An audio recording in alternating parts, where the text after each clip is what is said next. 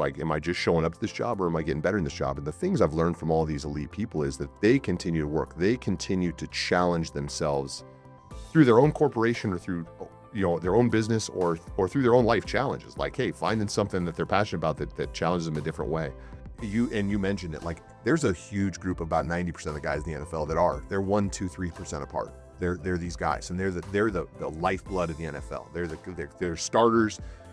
What you think is the bottom might not be the bottom, it might be the lesson that you need. And they just continue to ride that way, right? Like eventually my ticket gets punched. Like that's the fact of the matter. Whether that happens right after I walk out of this room, something happens at that parking lot, or it's it's another 50 years from now in a healthcare clinic, whatever that might be.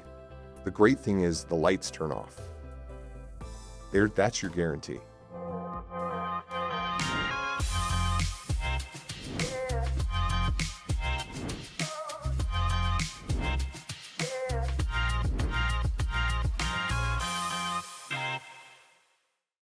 On today's episode of the 1% Podcast, we are excited to welcome Daryn Colledge. Daryn is a former Boise State football player, turned pro, played 9 seasons in the NFL, and went on to have an amazing career. So we're going to get into all things about football, talk about the draft process, existing in the NFL, competing at the highest level there is. And then after retiring from the NFL, Daryn went on and served in the Idaho National Guard and currently owns restaurants here in the Boise area in the hospitality industry. So we're excited to jump into all things with Daryn.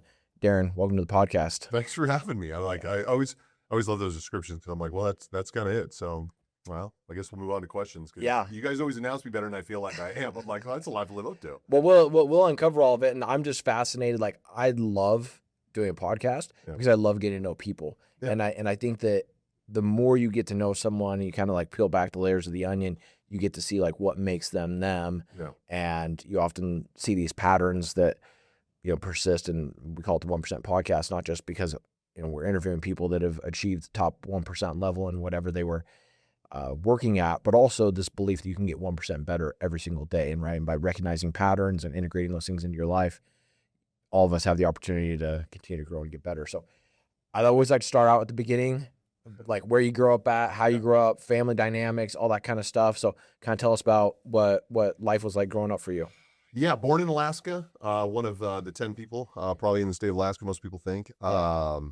Father's work took us down to California for a while. Mom's work took us up to Washington for a little bit. Got back to Alaska for my mom's work for most of middle school and high school. Really the formative years for me. Got back into North Pole and loved North Pole, Alaska. North Pole, it's an Alaska. actual place. Yeah, it's an actual place. So I was born in Fairbanks because that's where the hospital is. There's a hospital in North Pole. There might be now, though. There's probably a clinic now.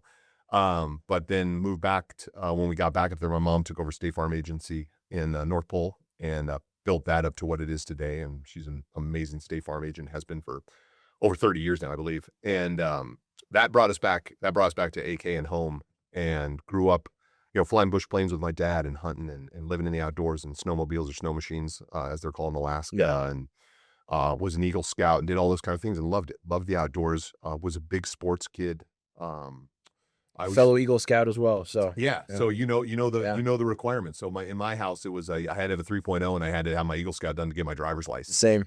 Yeah. So it was one of those things where it's like that was my brother got to skip that parade, but that was the one that was for me. Yeah.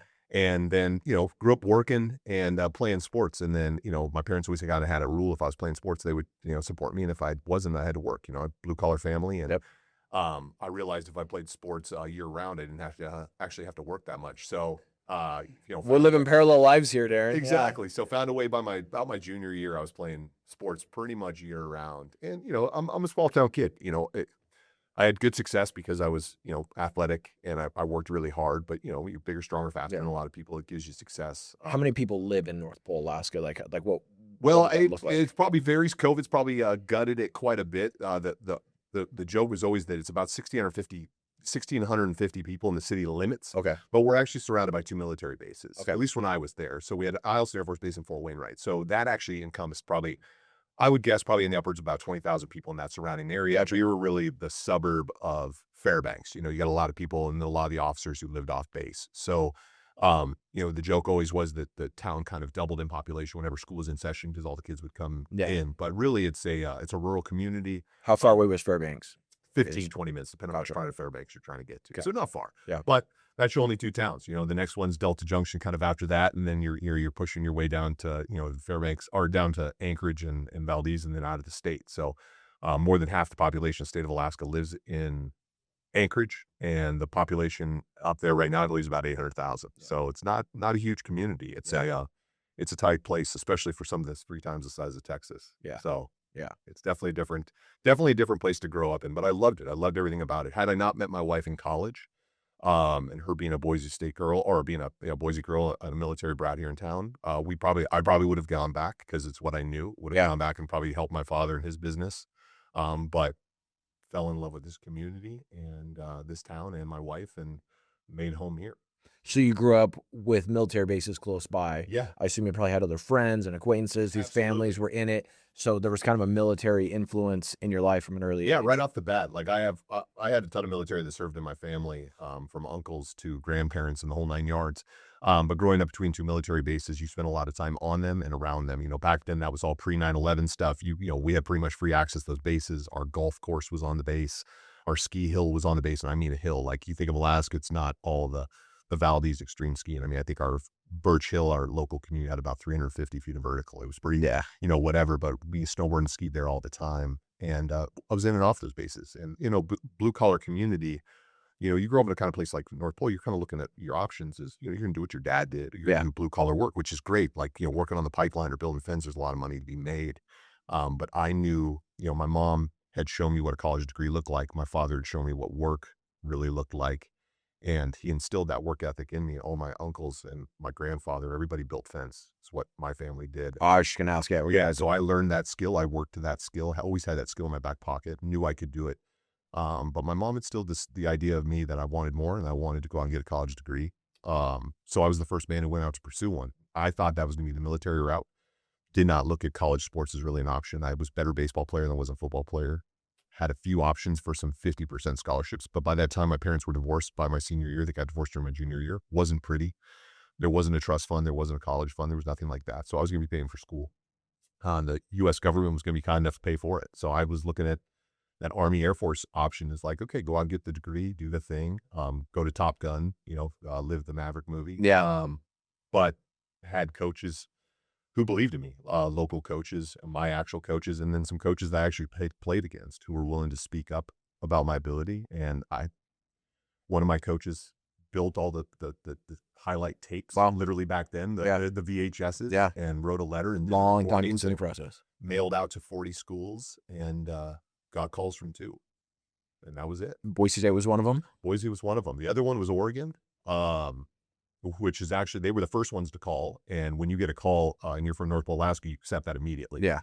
And I was ready to go to Oregon. And they called me up 2 weeks later and said they didn't want me anymore. They'd gotten a guy that they didn't think they were going to get a blue chip kid. And they asked me to walk on for 1 semester and they'd have a scholarship for me the next semester.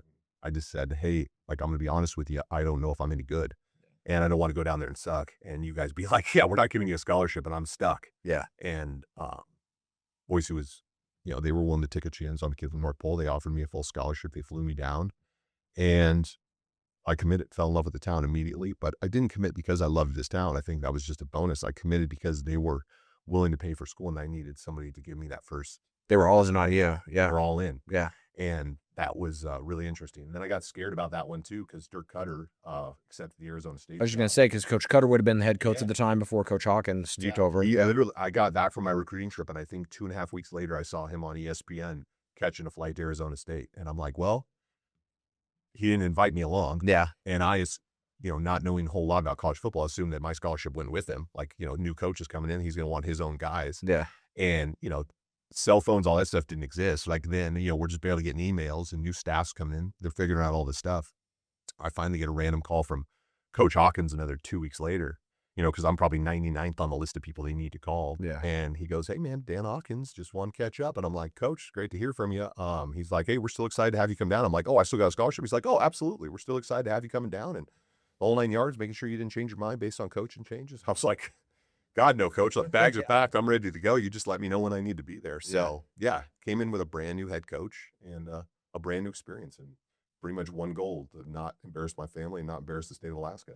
What positions did you play when you were in high school? And were you kind of a kid that had developed earlier, or were you still growing as you got into college, and did your body, change a lot and kind of move positions? Definitely developed early. When I came in and as a freshman, I was already 200 pounds and I was, 6 foot and still growing. And, but football, like I said, it wasn't my sport. I didn't even play football until my senior year. Wow. I played as a freshman. I went to camp and had what's called Osgood slaughter in my knees. Yep. Too fast, had sensitivity in the knees. And my doc was kind of like, hey man, like it could stop, it could not, but it's going to threaten your baseball season.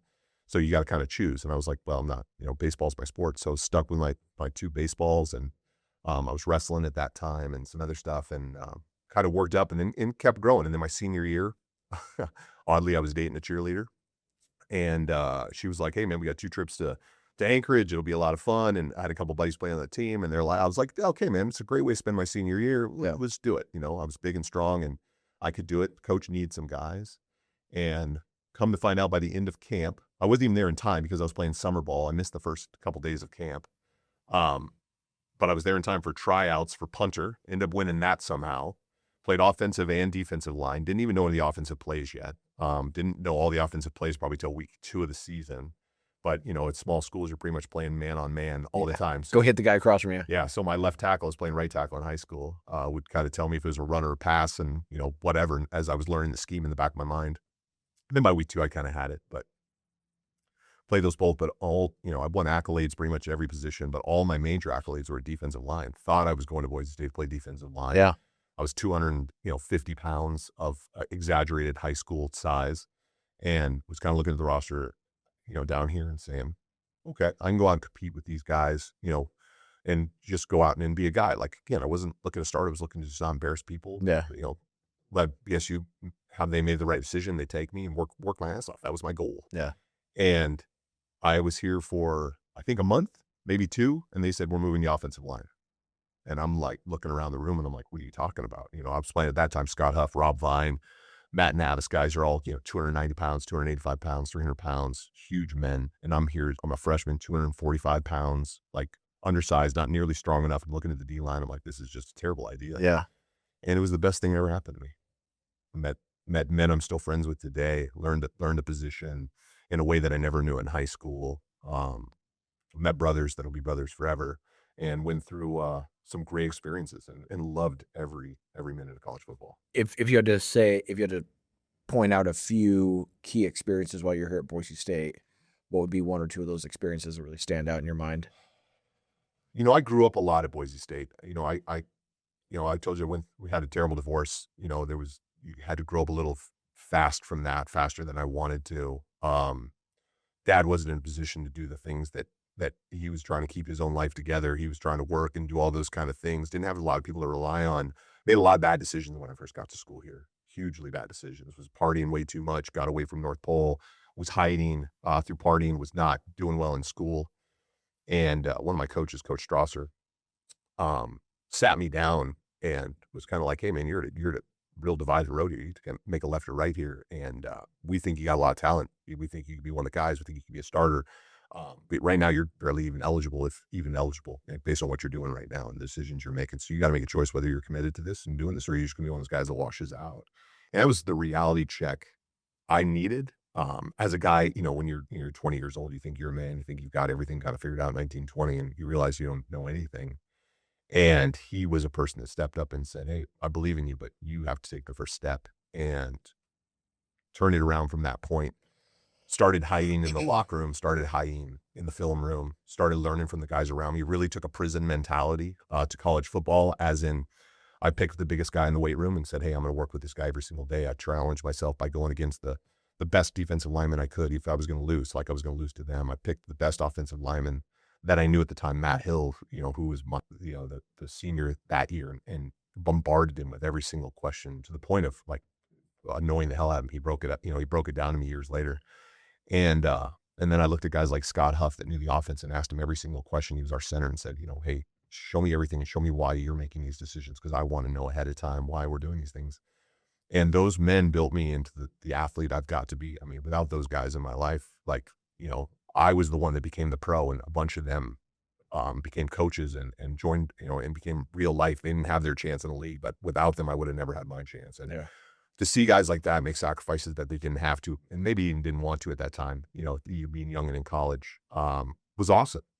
It was a great experience, and it's what turned me into the pro I was, and arguably probably the father I am, and the man I am today. Yeah, love it.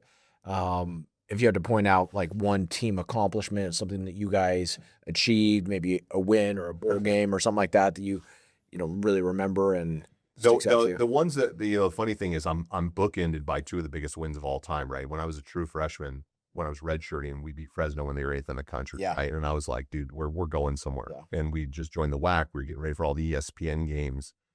And then we had, I played with Dinwiddie, I played with Zabransky, played with a bunch of winners. And then we won 4 straight conference championships. And Boise State still hasn't repeated that. They'll have a chance again this year after 3 in a row. To win 4 straight conference championships, to go out and win the way we did, to really set the stage for the ESPN games, the winning streaks that you see, all the stuff they talk about now, our winning percentage, the guys I played with, the blue collar dudes I played with, they built that legacy. And, we can joke about generations, the whole 9 yards, but the foundation of that was built before us. And then we were the generation that got to put it on TV and show them what all those guys before us never got the publicity for. Yeah. The mentality that they had built, we were able to take that to the next level and show it nationally. And then that's what led up to Oklahoma game, right? And that's what led up to, what we are today, which is, a threat on the national stage most of the times, the underdog a lot of the times, but have quietly turned into not the underdog, right? Yeah. It's like now things are expected in everybody's best game every week. So I would say those 4 straight conference championships were probably the highlight, to know that every year we went out and got done what needed to get done and won it all. I never lost a home game on the blue, which was a huge punch. I only lost 1 game ever on the blue. And it was oddly our last bowl game. We lost to BC, and we were not the home team. Yeah. So because it was a bowl game, but Yeah. so I always make the joke that I never lost on the blue as a home team guy. Yeah. Talk to us about the Fiesta Bowl experience. Well, to be fair, I was actually in the league. So left in 2000. That's right. This we're gonna follow. Exactly. Were you able to be there? What was that? No, that like was taking that in that's as actually that's actually one of the funniest things ever. So that was my rookie year in the NFL, got drafted, went through the season watching those guys do what they're gonna do. And that was my first year in the league, and we just missed the playoffs. It wasn't a great year. Coach McCarthy was a brand new coach, kind of got the program turned around, knew we were heading in the right direction. We just didn't make it that year. It just wasn't good enough. Yeah. And but Boise State's going to the Fiesta Bowl, right? Yeah. And I'm looking at the flights, and I'm like, hey, I can actually make this thing. And I've got a little bit of coin in my pocket. I can go, Yeah. And my assistant offensive line coach is like, hey, man, you're a rookie. He's not a good look. You want to be here for your meetings. But the meetings are spread out over like 3 days. And I'm like, okay, so I just don't go, I'm sitting at home. I watched the game, and by the end of it, I'm just like, I'm practically naked, like torn off my clothes. I'm the stress levels through the roof.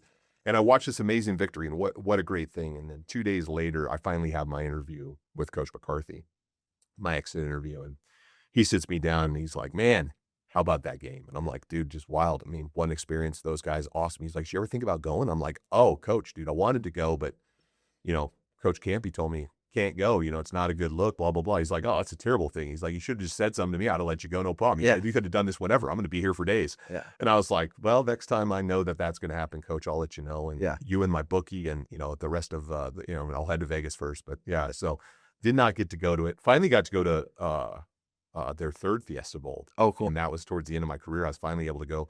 The super funny thing was, in all my years in the NFL, all 9 years in the NFL, I never got to come home for a football game. All of my bye weeks landed on a road game for Boise. And back when I was in the league, it was at like La Tech or Rice or somewhere that I'm like, I'm not going there with my 3 days off. I'm not going to Ruston, Louisiana and hang out. It was one of those things where I never got to go. So finally in the end of my career, I finally got to go back to a game, got to see the Fiesta Bowl win down in Arizona. And it was great. And then, got to come home and finally start going to games again. Yeah.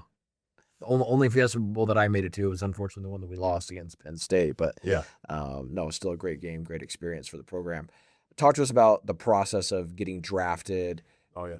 Did you go to the combine, having a pro day, meeting with scouts, meeting with coaches? Yeah. Kind of walk us through that process, what that looked like. Super wild experience. I think I was the only person probably ever to like recruit myself to the Senior Bowl. It's something, Boise State never sent people to Senior Bowl. We hadn't have those opportunities. It was new as we were starting to grow as a program. And I was reaching out to them through my agent and was like, hey man, I want to go out there and show out, right? Like I want to go show what we're doing. And obviously I want to help against guys all over the country. Right? You know, the argument is always against Boise State is who we play, right? Like we can only play who we get scheduled with. And, you know, there's teams will schedule us and there's teams that won't. That's the reality of the game. Yep. And it's how you play against those guys. But the Senior Bowl is nowhere to hide. Like you're going to play the best of the best of the best. And I knew I wanted that opportunity. And so I was trying to get there and I was trying to prep for the combine.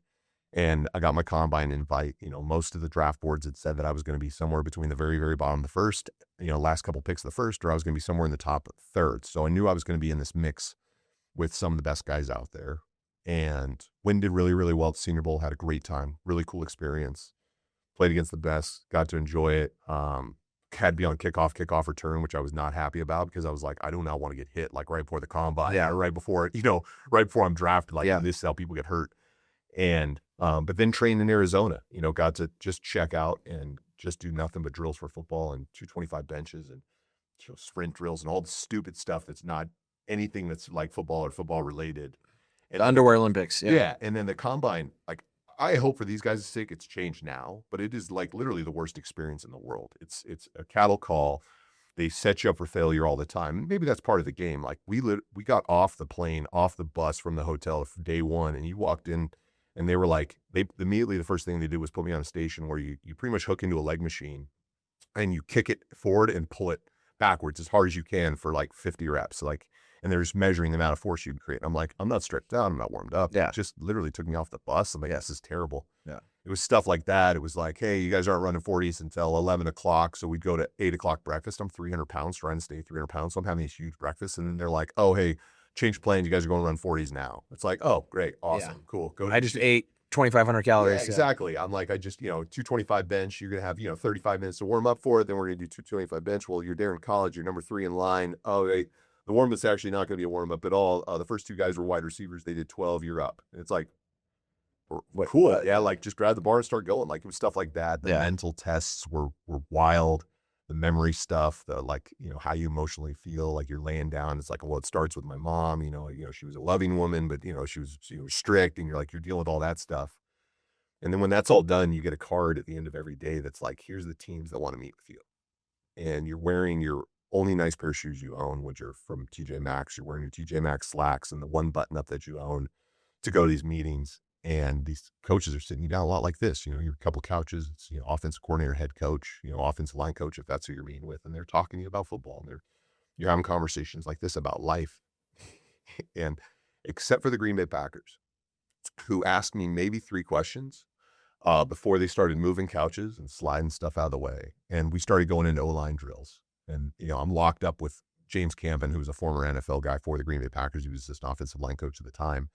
And we're locked up and we're talking elbows and talking hands and talking technique and digging knees. I'm in, slick loafers, the whole 9 yards. And I am dripping sweat. I mean, I sweat peeling fruit anyways. And I am just pouring sweat at it. And they give me the, cool, man. Hey, great meeting. Great to see you. We'll see what happens in the draft. The same thing everybody always says to you. And I've got a meeting with the San Francisco 49ers 5 minutes later and 10 minutes later. So I sit on this couch. I'm down in a bottle of water. My shirt is drenched. And the 49ers call me in. And I'm pretty sure it was Mike Nolan at the time was the head coach. Can't remember anymore. But he literally looks across at me and sits down. He goes, what's the matter with you, man? Are you okay? And I knew at that minute, San Francisco 49ers were not drafting me. I'm like, no, man, I'm actually not great. Like the Green Bay Packers just took me through a workout. Like, I'm not kidding, like an actual physical workout. And he's like, okay. And I'm like, all right, 49ers are drafting me. They're like, this guy's just sweating through interviews. I'm like, no, I could probably mark them on the board. But yeah, wild experience. At what point did you realize that you were good enough to play in the league? Like when did you kind of start hearing those whisperings? Like when did that kind of change happen, right? You came in to Boise State as a freshman, just not wanting to embarrass your hometown, right? Then coaches start telling you, hey, like you could be a starter, you could be a dude. Yeah. You end up earning that spot, you get accolades, you're doing well.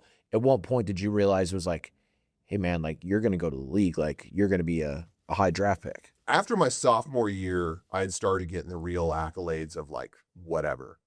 At that point, I knew that there was a path to have a chance. Now, free agency or whatever it was. Yeah. I never thought it was going to be a second round pick. That was never my like whatever.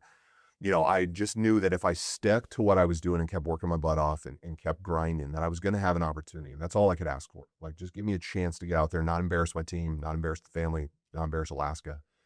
And my junior year, when I was starting to take all conference accolades, and people were talking about the All-American stuff, and like we were coming into my senior year, I knew I was going to be playing the right guys that year, that it was going to be about me. Like, I was going to have to show out. I was going to have to perform every level. And, the better I did, the better the team did. Like, it was all going to work out great. And I knew at that point, if I stayed healthy, I would have an opportunity. No idea how high I would go. Like, again, I just wanted a foot in the door. Just wanted a chance to go. Getting drafted higher is great. The money's better. The security, you're going to be around longer. They're going to give you more chances to fail because they've invested money in you, which is great. Where if you're a 5th, 6th, 7th round pick, you have a bad season, they're like, cool, we'll see you later, man. It was great. So it was awesome to be a 2nd round pick and all that. But, up until you get the phone call, you just don't know. Like, there's a lot of promises. Yeah, I mean, I played with Aaron Rodgers, right? There was a lot of talk about him being a top 5 pick, and then he had to sit through that. Fell all the way. Yeah. And there's guys that have worse stories than him that have fallen. I trained with a dude that everybody told him he was going to be a 1st, 2nd round pick. He was one of the best defensive players in the nation. And he got picked up in the late 6th round and was out of the league a year later. And it's one of those things where, the league is a lot of work. It's a lot of effort. It's a lot of how you train and who you are. And then there's a huge chunk of it that's luck. It's being in the right place at the right time, being in the right pile, not being in the wrong pile. Not getting rolled up on, not getting someone, yeah. I've watched plenty of dudes walk in that door and walk right back out that door to an injury, or the guy in front of them performs at just the right time, or they get their knee blown out in a college football game right before their senior year. So there's no promises in this game, but knew by the end of my sophomore year going into my junior year that I was at least going to have a chance. That the outside I was going to be walking through the door at least. Yeah. I kept doing what I was doing. So you get drafted by the Green Bay Packers. You show up there. Brett Favre is the quarterback. Aaron Rodgers becomes the dude in waiting. Kind of talk to us about that whole experience. What was different about being in the league, the level of preparation. Yeah. Really when you're at the highest echelon of any industry, the difference between people at the top it's minute, right? It's milliseconds, it's millimeters.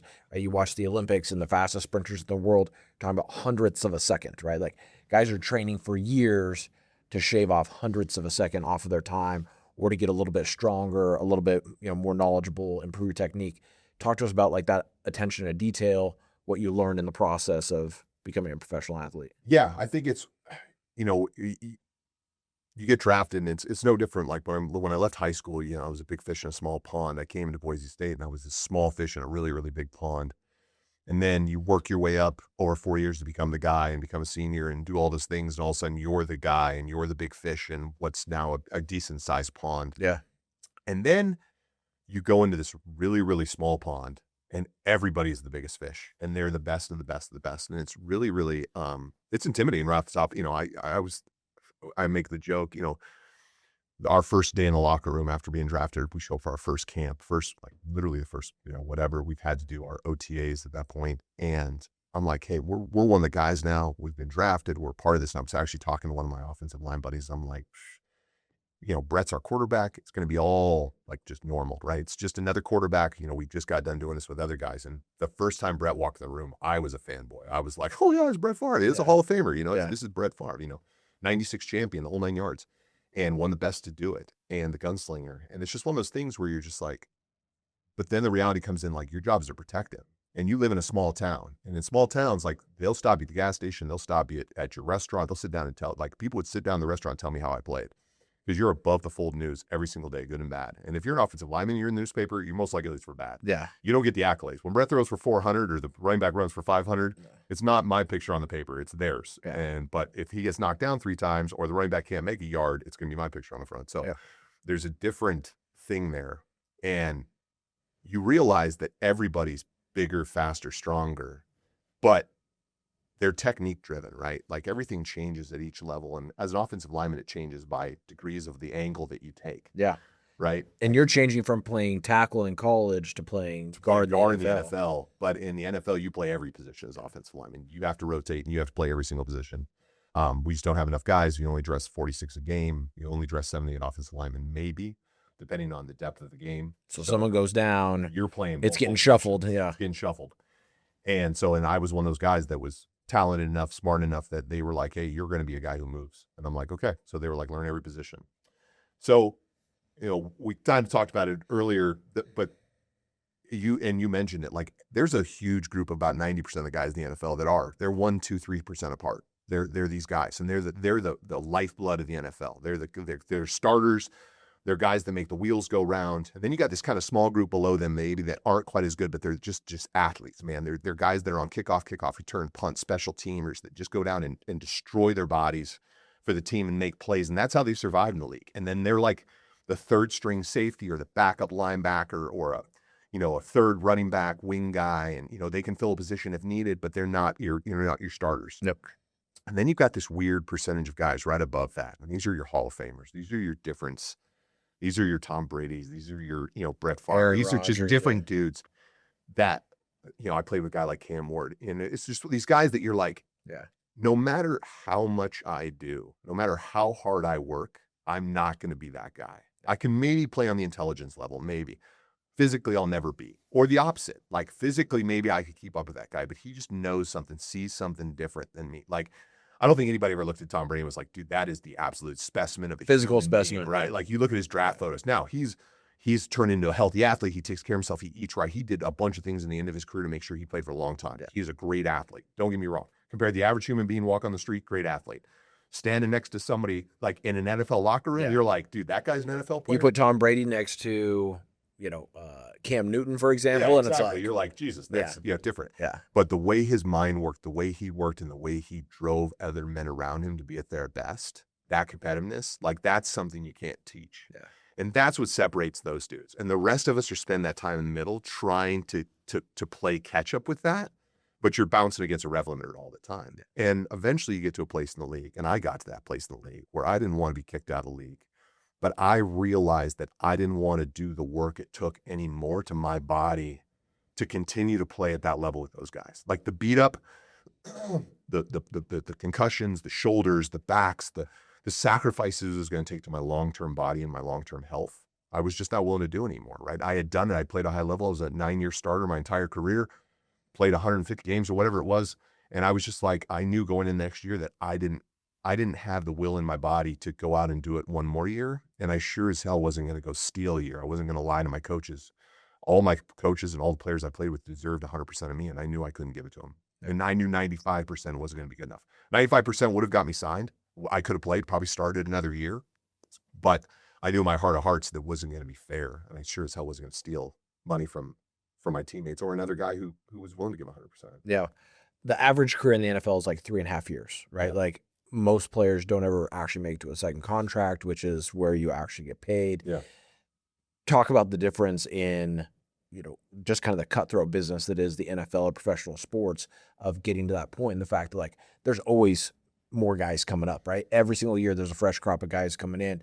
So I'm sure at some level you've always got other people behind you, other people around you. You're not only competing with the guys on the other teams, you're competing with the guys on your own team because everyone's trying to get paid, right? Everyone's trying to make it and trying to get theirs.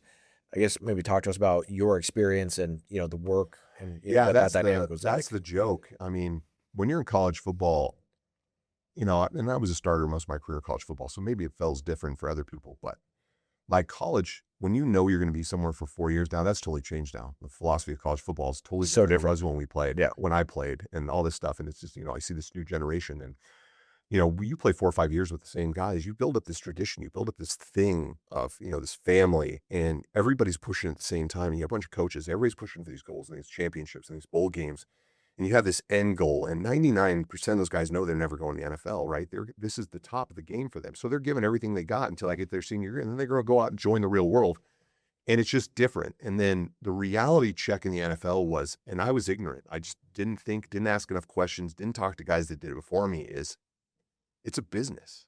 And there is a bunch of dudes taking care of themselves, and that's from the coaches down, the ownership down. They're taking care of themselves. They're doing what they've got to do to keep grinding, to keep earning money, to get theirs right up until you make the playoffs.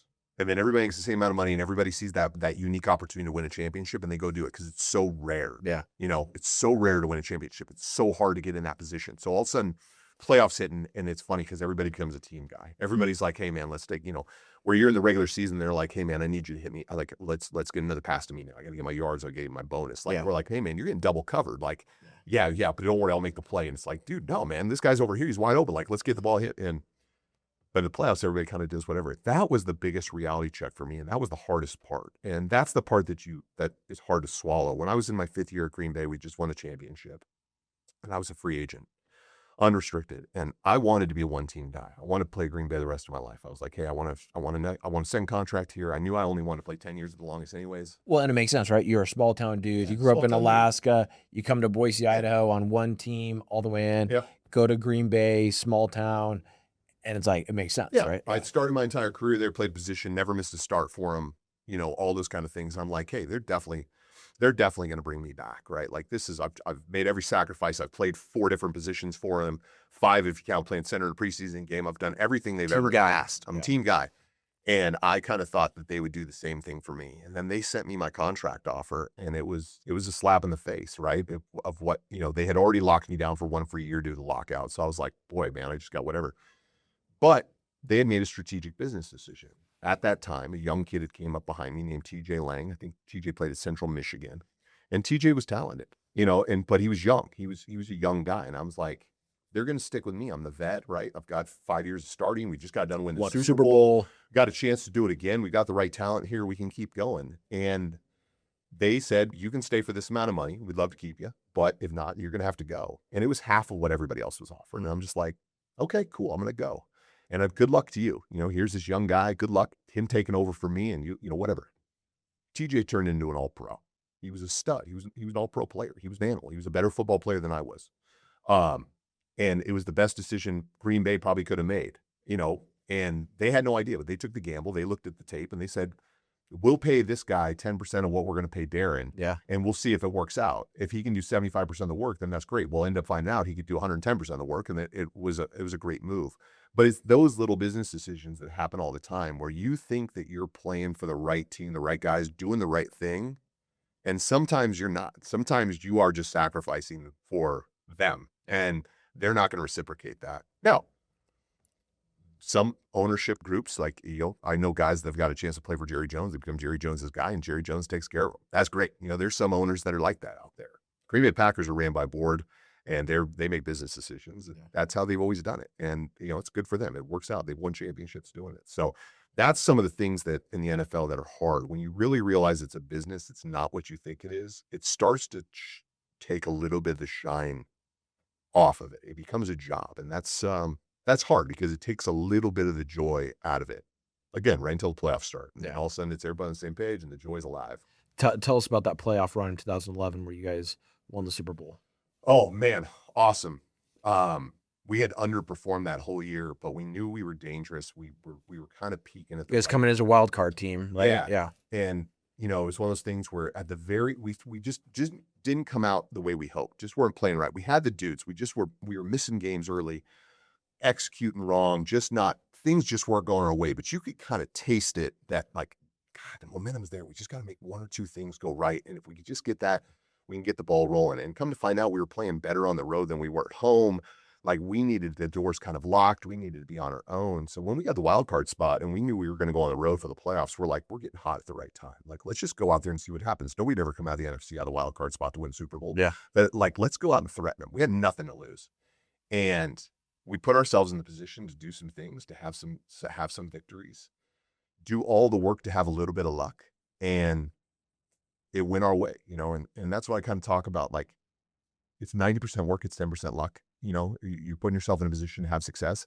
We were playing in Chicago in a championship game to get ourselves going, and we had a fumble. The defense had a fumble. They stripped a ball that we needed, and 99 times out of 100, that ball would have gone out of bounds. It should have gone out of bounds. PJ Rogers stripped it, and the ball spun, and it just spun up on its tip. And it kept it from going out of bounds. And Clay Matthews scooped it up, and he got tackled pretty much immediately. Well, whatever. And then we came on the field, we scored, and that was what we needed to win the game. It's one of those things where it's like that ball should have rolled out of bounds. They should have retained possession. We should have lost that game. They should have went on to, do their thing, and we got our chance. And then we got in the Super Bowl, and it was one of those things. It's like it's 50-50. Yeah. Like, you're playing the Steelers, who have had 2 Super Bowl victories in the past, whatever, 4 or 5 years. Yeah. Yeah. We were the, our offensive line was good, but their defense back then was, they had some guys. Yeah. And it was just one of those things where it's like, but all we needed was a chance. All we needed was this, we walked in saying, hey, we're on the road again, lock the doors. It's us against the world. Nobody's expecting us to win this. We're playing, again, Steelers just won multiple championships. Yeah. We're just coming off one 2 years ago. Like, they were the dominant. We had, again, nothing to lose except, all we could do was the impossible. And that was it. And it was like, go out and do it. And we just kept battling and kept fighting and put ourselves in position at the end of the game. Charles Woodson goes down in the first half of that game, if I'm remembering right. Right. Charles Woodson. I've been a huge Charles Woodson fan since I was a little kid. Right? I'm a big Michigan fan.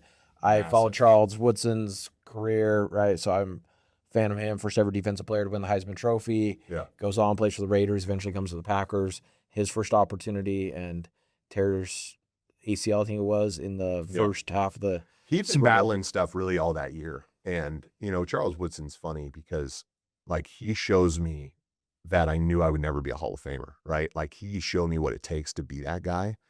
And the way he could work even when he wasn't working was just a miracle to watch. I mean, he was just amazing to watch. The mental ability to, take the physical stuff off the table. He was an extremely smart player.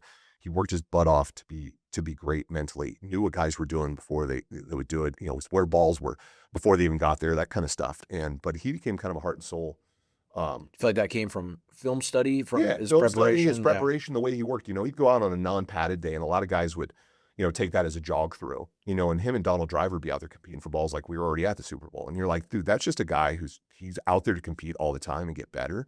And shows you if you want to be great, that's the work you need to be doing. And just a lot of guys aren't willing to do that. A lot of guys can't put that effort in. And day in and day out. And he just loved the game, and he loved the results, but he loved the work ethic. You could just see it in it. He loved the work.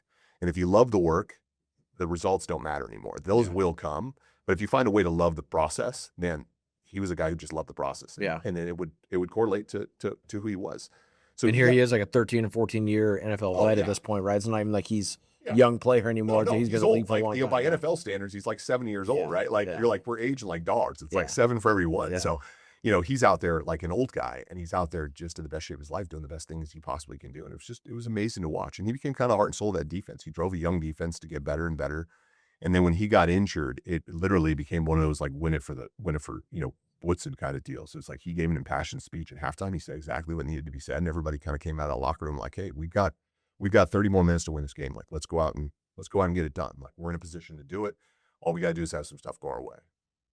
So, what was our confetti drops? Yeah, right. Oh, what was it like playing with? You got the opportunity to play with Charles Woodson. Yeah. Play with Brett Favre. Play with Aaron Rodgers. Right. Like Hall of Fame guys. Like some of like the best of all time. Right. Yeah. Like Aaron Rodgers, Brett Favre, both definitely in top 10 quarterbacks of all time, maybe top 5 quarterbacks of all time. Charles Woodson, arguably the best defensive back ever in history of the league. Like, talk about what it was like to play with those guys, and the things that you learned from them. Maybe like some unique nuances about each one of them. Oh man, I don't think I'm allowed to tell the unique nuanced stories. I mean, there's definitely work stories and there's podcast stories. But I mean, Brett Favre, you take, right? Like, I mean, just, as a fan from the outside, Brett Favre is one of those guys that existed largely on his talent, right? Like, I mean, him and John Elway, probably 2 of like the biggest gunslingers of all time. Yeah. They had the cannon for an arm. Yeah. Didn't put in the preparation. I mean, he famously said, "I'm a BYU guy, so Ty Detmer fan," and he's like, "Look, I could have never existed in the league without Ty Detmer." He's like, "I didn't even know how to read coverages. Most of my career, I was just out there playing backyard football," right? Yeah, exactly. And there's guys that like that. There's dudes out there, like, everybody brings something different, right? Everybody brings something different, like how they got there, what their talent is that keeps them there, what they're better at than they're not. And they use the rest of the time to try to compensate for that, to make those 1% that we talk about. Yeah. Brett was a chance taker, and he was just one of those guys, like, but he could drive, and he could motivate the guys around him. And you had a belief, if he had the ball, that something positive could happen, right? Like, miracle could happen. Yeah. Like, he was the guy who would scramble out, be getting tackled by 1 foot, sidearm it between 2 dudes and score a touchdown. And you're like, because it happened to me. Like, I was the guy who missed a block and I fell on the ground, and the guy's running around, he's chasing Brett out of the pocket. I'm laying there on the ground like a fat dude, and I'm watching, I'm just trying to like seal my way, to try to help, and I'm watching Brett stumble, fall, and he sidearms it in the end zone. You know, he's the guy who'd throw it into 5 guys coverage, and it'd be a pick. But then he would do it 2 series later, and it's a touchdown. And you're like, that's just Brett. Like, he would take the chances because the chances were worth taking, right? Like, he was the guy who would show highlights of him doing it the worst way, and then show him the worst way also with it being a success, because he's like, you know, sometimes you take those. Aaron was a tactician, man. Like, the way he knew the system, the way he knew defenses, it was like playing with a coach on the field. Yeah. He's like, hey, I need 3 seconds. He's like, give me 2 seconds. Let me do this. He's making adjustments on the field that you're just like, he's seeing stuff that other people aren't seeing. He knew when to strike when people were down. He knew what momentum felt like all the time. He just had a pulse on the game that was just different. And he great at drawing defensive linemen offsides, getting free plays for his team. I got stories of being on both sides of that, right? Like both where he would score a touchdown, and I had him score a touchdown on us in Arizona, and I warned our defense of it. And I'm like, hey, he's gonna do this, and if he does this, like, you can't stop. And they stopped, and he scored a touchdown. You know, so it's one of those things that he had all those little niches, you know, and a big part of that was, you know, Aaron should have started younger. If he'd gone to a different team, he would have with the whole Brett Favre saga. But he used that time to sharpen his sword, and he used that time to build up who he was as a player. So when he hit the ground running, and became an elite player himself, and the guy still wins. And, you know, I loved Aaron. You know, Brett I respected. He was much older than me. He was a guy I had to protect for my life, and loved playing with him. But Aaron was my age. I came up with the league with him. We golfed together. We hung out. We did things like, you know, I had a shovel in my car just in case he called me to bury a body. Like, It was one of those things. Like, I loved Aaron and would have done anything for him. So he's my guy. And then getting to be around other Hall of Famers and just getting to see how dudes worked was just awesome. It was watching people that were the best at their craft continue to improve their craft. When you think that somebody has done their best work and then realizing that they're still finding ways to get better at it, that's something that always showed me, like, the work never stops, right? If you want to be the best at what you do, awesome. But as soon as you're the best, like, what's the next mountain? Because, like, realized in all my, whether it be career or the NFL or whatever it might be, and even when in the Super Bowl, that the love is in the process, right? Once you get to the top of the mountain, once the confetti dropped, we enjoyed that for about 2 days. Yeah. And then it was like, okay, what's the next challenge? What's the next mountain? And that's what a lot of those guys taught me, was like finding the next mountain. Yeah. So it's the climb much more than it's the view, right? Absolutely. It's like, you remember the climb, you don't, the view, it's like, okay, like, this was good. This is what we were working for. Or there's the climb getting there that you remember. Yeah. So one of the biggest things that stands out to me in getting to do this podcast is that I get to recognize patterns that I see in all these high achievers, regardless of what industry you come from. And whether it's, you play in the NFL, you play in Major League Baseball, you're at the top of your industry in this, you're, some high performer, in whatever it is you do, you recognize there's patterns that make people elite. And, most of that comes, I'm just a believer that the separation comes in the preparation. Yeah. And you notice that people have these patterns in place that make them successful. You've had an opportunity to be around a lot of high performing people, whether those are, coaches, other players, things like that in college and the NFL. What are some of those patterns that you recognized that you've noticed, like, hey, this is what makes people elite in whatever they do? These are the things that stand out. I think that's awesome question. The thing that I've always seen is it's always been the work, right? It's always been the willingness to continue to challenge yourself, to try to find better. The one good thing about the college and the pro level stuff is that I always had a reason to be great. I had a reason in front of me to get the work done. Like, whether it's getting a scholarship and being successful, right? Like, I could build myself up to say, hey, I want to be the best player possible, right? I want to be a, All-American or whatever, fill in the box in college. But no matter what, I need to keep a position. I need to keep my scholarship. So that motivation was automatically there, was whether I wanted to take that next step. And that's where the work is, right? The NFL is the same way. It's a paycheck. You got a job to do. I had a wife. When I went in the NFL, I had kids. By the time I was leaving the NFL, it's like, you're doing a certain thing for them. And it's a decision like that keeps you going. What's the motivation to be the next best thing? The funny thing is, when you're all done with that, you enter this real world where nobody cares anymore. And nobody's giving you a paycheck until you find a job. And then you join the regular workforce and you go, okay, like, am I just showing up to this job, or am I getting better in this job? And the things I've learned from all these elite people is that they continue to work. They continue to challenge themselves through their own corporation or through, their own business or through their own life challenges. Like, hey, finding something that they're passionate about that challenges them a different way.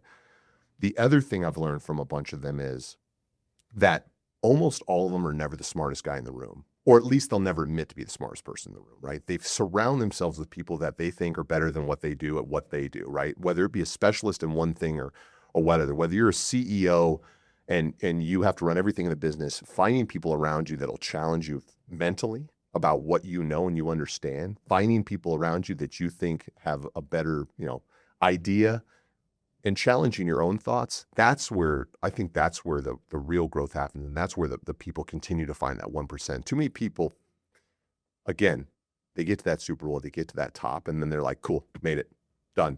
That's it, right? And I did everything to get to here, so now I'm that guy. And it's like, no, man, like plenty of people have come before you and done it. Plenty of people come after you and do it. Like, no, like you need to continue to grow from this point. And it's a lot of people that they think that once they get there, they're going to find that ending. And the people that are truly, truly great, I think, know that the race isn't over until they put you in a box. Yeah. So you finish your playing career in the NFL. A lot of guys struggle with understanding or having an identity after football's over, sports over, right? Because that's consumed such a big part of your life for so long, right?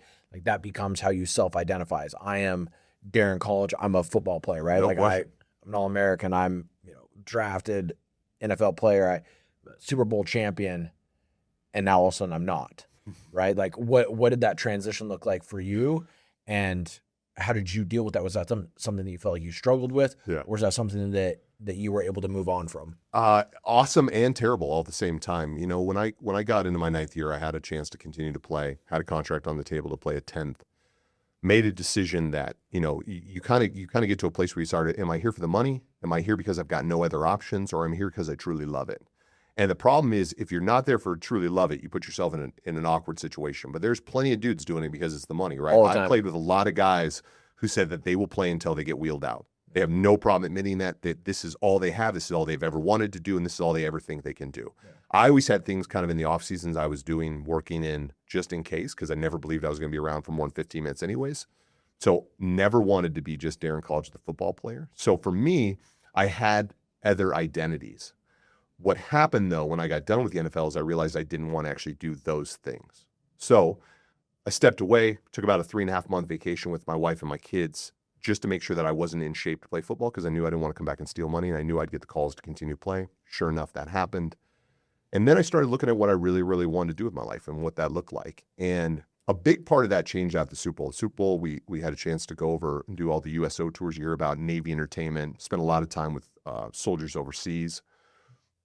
Knew at that point, actually had thought about leaving the NFL at that point and joining the military, oddly enough, but knew the second contract, had a lot of people to take care of, had gotten that point selfishly. I wanted to take care of those people, wanted to take care of myself, wanted to take care of my family.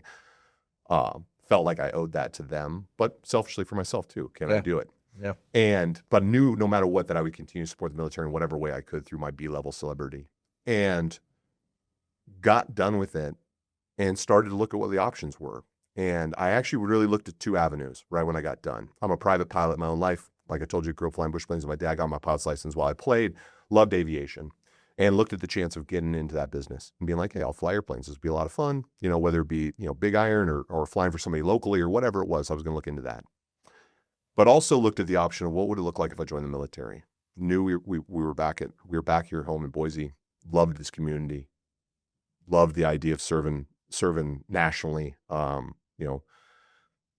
Went down and just had a conversation with a couple of recruiters, like, what's it really look like? Okay, hey, maybe 34 years old, waivers kind of start at 35. Here's the options. Started talking to the Army National Guard guy, and he's like, hey, we got a helicopter unit here. You love aviation. He's like, we're always looking for more pilots. We're always looking for flying crew chiefs. Had a conversation with my wife about it. Said, hey, here's a route. I can keep flying. She's a military brat. She knew. We talked about the military stuff before. It wasn't out of left field. And she said, hey, I support you 100%. Obviously, I'm a woman of service. I get that life. But we've chased you around the NFL. I want to raise our daughters right here with my family and in this community. So I'm not moving to Alabama. So if you go to flight school, you go do that route. You're going to be doing that, but we're going to be going back and forth. And I said, hey, totally understand. Decide I want to be a crew chief. Decided like, hey, I can be a flying crew chief. And the Guard was a perfect fit for me. For one, I got to stay right here in the state of Idaho. I got to support the community that supported me. Loved that idea. Loved getting out, search and rescue, fighting fire, being a part of this community, disaster relief, like whatever it might be. But then also having a national mission, the chance to go overseas, do that kind of stuff, serve, meant the world to me. And then selfishly, I got to continue to fly in the back of Black Hawk helicopters paid for by tax dollars, which I'd paid a lot of at that point. So I was like, so somebody owes me gas. Yeah. So I was going to take a bunch of rides around the state of Idaho, and one of the most beautiful places in the world, with a bunch of really cool people. And for me, it was awesome because, for one, the hardest part of leaving the NFL is the money. That's the easy thing, right? Like, getting paychecks is great, right? Yeah. Whether you're the bottom guy in the NFL or the top guy, it's good money. Yeah. But what a lot of guys miss in the NFL is purpose and team. That's you leave a locker room, all of a sudden you don't have a reason to get up in the morning. You don't have a team. You don't have an end goal. And the military was happy to hand me that. The uniform, same as everybody else's, and they had a mission for me. Pay was a lot less. The insurance was good. But it was one of those things where it's like, hey, here's your team. Here's your thing to do. So for me, I fell right into it. I loved it. It was hard to go from Daryn Colledge as a football player. Not for me, it was for everybody else. Everybody else was really surprised about it, going through boot camp. It was like people wanted to cover it with the media. And I'm like, this isn't a show. This isn't like, I'm not trying to be that, Like, there's plenty of people that are heroes. There's plenty of this. Like, I just want to go out and serve my country, and I want to serve the state of Idaho. And the great thing was, once I got back to my Guard unit here in the state of Idaho, they were awesome with it. They were great with it. And they saw that I was there to do a mission and wanted to do it. And God, I loved it. It was one of the great experiences of my life. I mean, I was active for 6 years. I loved every bit of it. And then I served as a reserve for 2 years. And literally the only reason I left the Guard was because I got diagnosed with cancer. I lost my flight status. I was at the point where I needed to re-sign with the Guard, and there was no promises that I'd be able to ever fly again. Didn't know what it was going to look like. And selfishly, I knew I could not sign a contract and be stuck behind a desk if it didn't work out. Yeah. After flying around with guys doing amazing things for 6 years, it just was not going to work out for me. So made a decision with my family then that we weren't going to take that chance, and stepped away. And it was a really, really hard decision. We were getting ready for another deployment possibly coming up, and I wanted to be a part of that. And but also realized I had 2 growing kids and a family here, and to go put myself on the line again was tough. Just lost 3 of my friends in a helicopter crash, so we were kind of facing the realities of what the job was, and decided that I think we'd just stick to the fighting cancer thing. Yeah. So you deployed to Afghanistan at some point. How long were you there for? Our tour was about 10 months total. We were down in Texas for about 6 weeks, and then flew over into the Helmand province, and we were probably on the ground for 8 months or so, or whatever it ends up being. I forgot exactly. Ended up leaving January of 2019. I think I finally, or 2018, pulled out, or 2019. God, now what is it? It's all ran together. But yeah, came over. I got to leave actually 2 weeks earlier than the rest of my unit, because the government was kind enough to give me a ride on another unit that was leaving, so I could make my brother's graduation for Special Forces. So he was a Green Beret, and was graduating from school, getting his beret, and I was able to surprise him and show up for his graduation. So Very cool. My commander was kind enough to give me a kick out 2 weeks early, which was great. Awesome. What was something that you learned from your experience on that deployment in Afghanistan? The best people in the world are serving you, and you have no idea. Like, they're people you'll never meet. They're people laying down their lives every day to try to go out and do something that maybe they don't even believe in, or maybe they do, or whatever. They're just trying to do a job the best they possibly can for people they'll never meet. And they're just awesome people. They're awesome human beings. They're taking chances and making sacrifices for a whole lot less than a lot of people are making, to do a whole lot more than a lot of other people will ever do. And the Army is the real world too. There's great people and there's crappy people. Like, that's the life. Like, but the majority of them, just like the real world, are just normal human beings that are trying to do the best they can. And they're just awesome, awesome people that are putting themselves on the line every single day. And I don't care if that's the person punching tickets to make sure everybody gets in the country or not, or the guys that were with me that were, putting dudes back together and trying to bring them home to their families. It's just one of those things where it's a special core of people that it takes to raise your hand and say, I'm going to put everything on the line for a bunch of people I'm never going to have the chance to meet. Yeah. And it's a hard mission, because it's a mixed bag all the time. Like, you're in places sometimes where you 100% believe in what you're doing, and then sometimes you're like, maybe this isn't the right decision, and you're hoping that the people around you that are in charge are putting you in a place to have success. So you get diagnosed with cancer. Yeah. What's the first thing that goes through your mind when you hear that? I was actually a huge surprise. I had just gotten back from training for jiu-jitsu, and this was the middle of COVID. So stupid. So like, doctor's appointments are like, you can't get them. Yeah. And I came back from a jiu-jitsu class, and my right glute is like just barely taller than my left glute. And at that time, I'm losing weight. I'm getting in really good shape. The Army had got me in really good shape, lost a ton of weight, and I was just continuing that journey. And I'm like, man, I feel like it looks like I tore my muscle, but it felt fine. And I went and saw my chiropractor, went and saw my massage therapist. They're like, oh, it feels like it's torn. Finally got a doctor's appointment like 3 weeks later. And she's like, oh, it looks like it's torn. I don't think it's worth fixing. You know, we're making jokes about butt implants for the other side because I'm like, oh, I'm 38 years old. My butt looks like I'm 25 on that side. My other side looks like I'm 38. I'm like, oh, we'll get them evened out. But she's like, hey, we should probably get you an MRI, make sure there's no fluid on it that we need to drain. And I went and got the MRI. Another 2.5 weeks later, finally got an MRI. And then I go to the grocery store, and right after my MRI appointment, and I'm walking down the arrowed lines back then, right? Got the masks on. They won't let me in the grocery store without them. And I'm going down my arrowed lines, and my phone rings. And it's a number I don't recognize. So I let it go to my voicemail. I unpack all my groceries. I get in the car, I plug my phone in. I'm getting ready to pull out. And it's St. Luke's calling me up, and they're like, hey, we need you to call our oncologist. Like now. And I'm like, I'm a pretty smart guy. You know, I'm decently educated, you know, football player, a lot of head injuries, but I'm decently smart. I'm like, pretty sure I know what an oncologist is, but I'm just gonna Google that really quick just to make sure I'm right. Like they're not having me call the gynecologist or something. You know, I'm just messed up. And I called him up, and he's like, hey man, usually we'd have this conversation in person, but COVID has changed those rules. And he's like, 90% sure we know what this is, but he's like, we still need to biopsy it. We need to find out. Like, let's go through it. So the first time I heard cancer, obviously a huge surprise, but also one of those things where it wasn't confirmed. And it was one of those things where it's like, you're still going to wait and you're still going to find out and you still got to do all these things.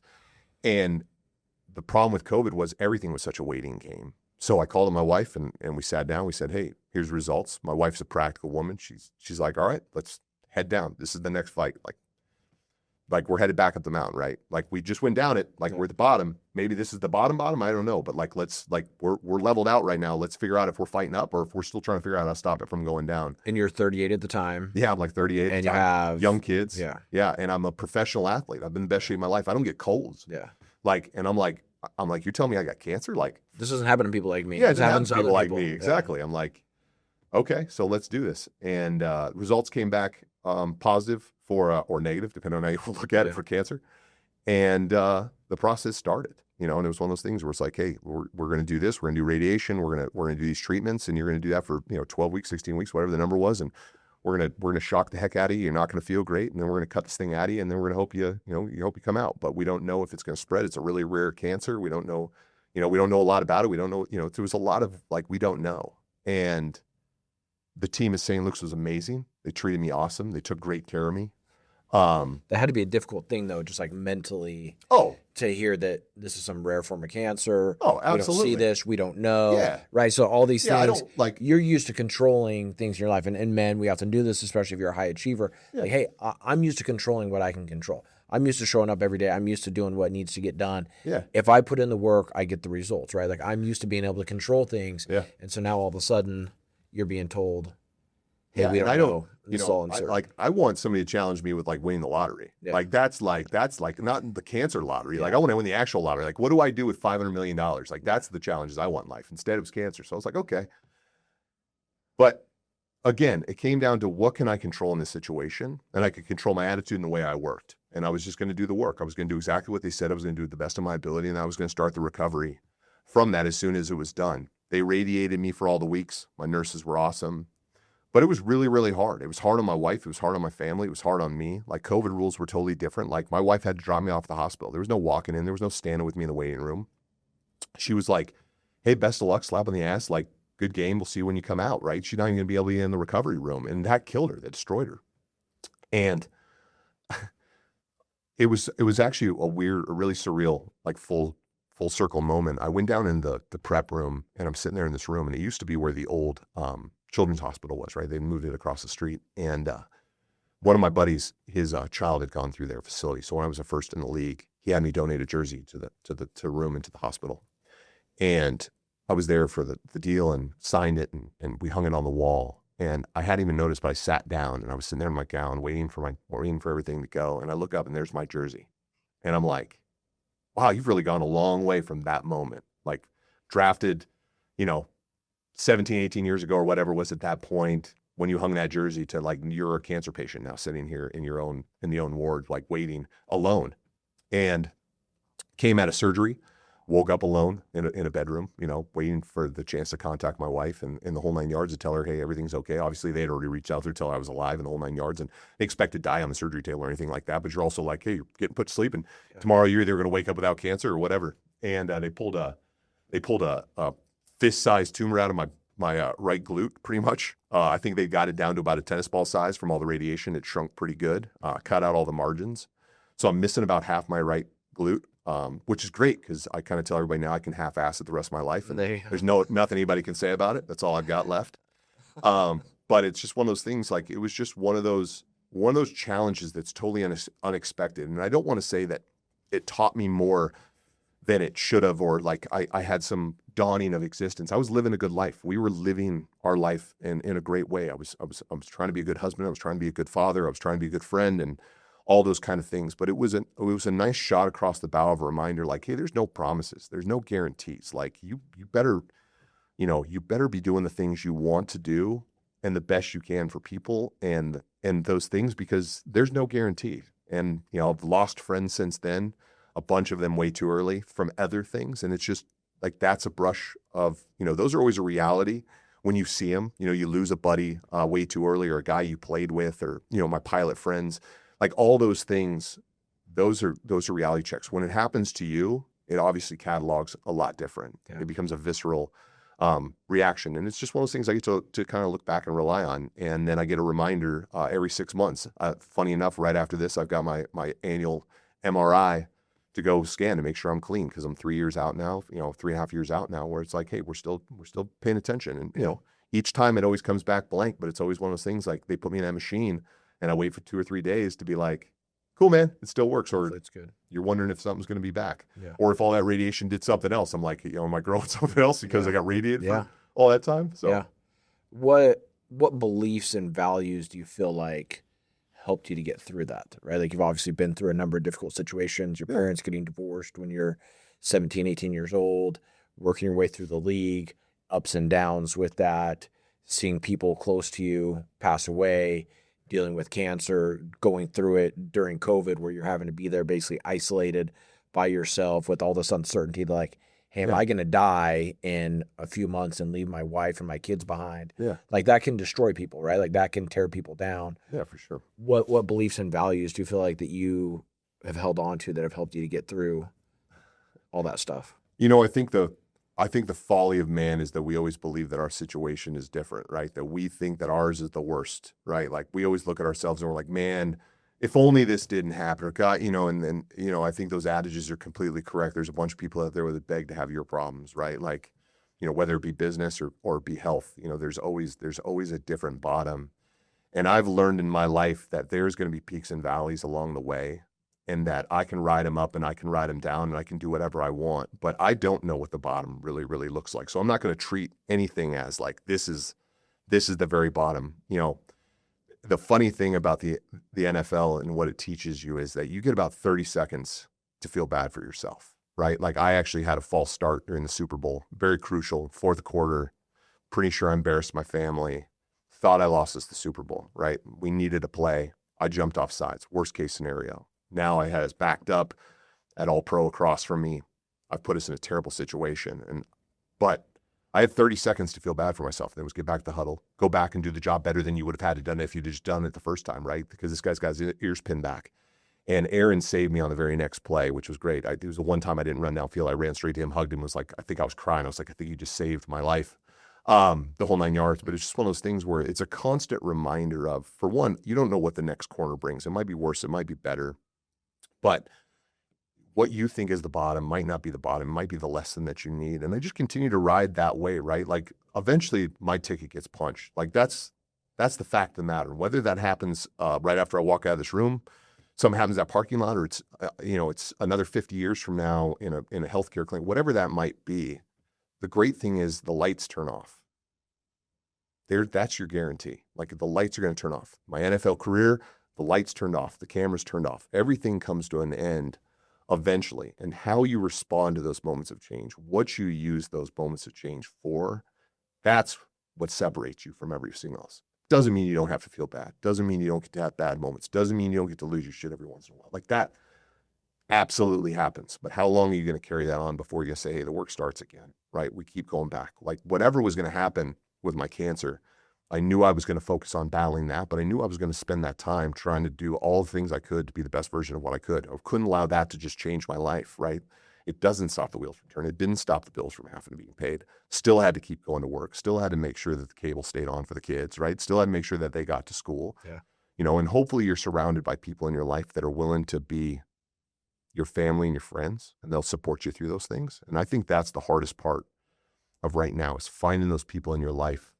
You know, what we learned during COVID is that we miss the interactions, we miss the family, we miss the gatherings, you know, and I don't care, like all old guy out here for a second, like whether it be social media or AI or whatever, we continue to disintegrate these relationships and these back and forth and these conversations that we're having right now. We've stopped those, right? I own restaurants. I go in my restaurants all the time and I see families on their phones, not talking anymore, right? Like what my challenges have taught me is that I want to lean more into my relationships that really, really matter.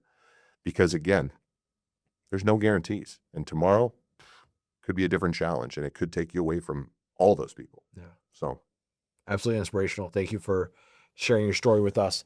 I want to plug what you're involved in right now before we end the podcast. Talk to us about your restaurants or businesses, what you have going on right now. Yeah. If people want to contact you, see you, support you.